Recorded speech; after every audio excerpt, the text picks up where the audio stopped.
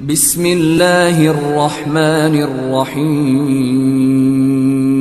ایک دن حضرت صلی اللہ علیہ وسلم لوگوں میں تشریف فرما تھے کہ آپ کے پاس ایک شخص آیا اور پوچھنے لگا کہ ایمان کسے کہتے ہیں؟ آپ صلی اللہ علیہ وسلم نے فرمایا کہ ایمان یہ ہے کہ تم اللہ پاک کے وجود اور اس کی وحدانیت پر ایمان لاؤ، اور اس کے فرشتوں کے وجود پر، اور اس اللہ کی ملاقات کے برحق ہونے پر، اور اس کے رسولوں کے برحق ہونے پر، اور مرنے کے بعد دوبارہ اٹھنے پر ایمان لاؤ۔ پھر اس نے پوچھا کہ اسلام کیا ہے؟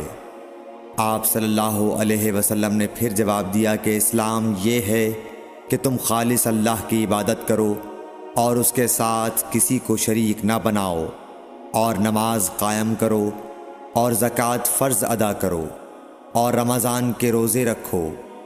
پھر اس نے احسان کے متعلق پوچھا۔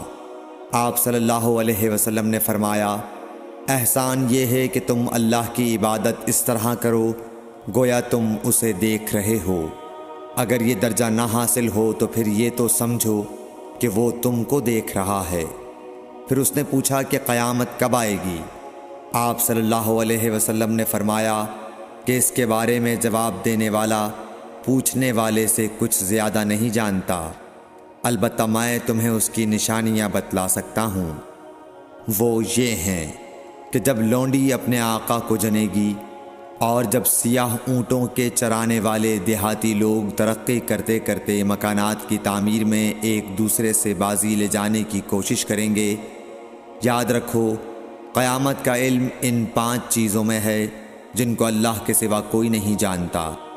پھر آپ صلی اللہ علیہ وسلم نے یہ آیت پڑھی کہ اللہ ہی کو قیامت کا علم ہے کہ وہ کب ہوگی۔ پھر وہ پوچھنے والا پیٹھ پھیر کر جانے لگا۔ آپ نے فرمایا کہ اسے واپس بلا کر لاؤ۔ لوگ دوڑ پڑے مگر وہ کہیں نظر نہیں آیا۔